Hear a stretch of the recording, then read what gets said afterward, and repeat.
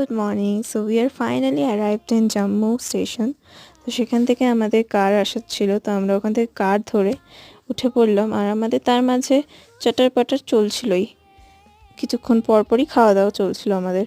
তো এই করতে করতে আমরা লাঞ্চ টাইমে একটা ধাবাতে দাঁড়ালাম আর কাশ্মীরের ফেমাস রাজমা চাওয়াল ট্রাই করলাম। বাট আমার সেরকম একটা ভালো লাগেনি, কিন্তু ইটস ওকে, ভালো খেতে ছিল, নট ব্যাড। তো তারপরে আমি একটু নিজেকে ফ্লন্ট করে নিলাম।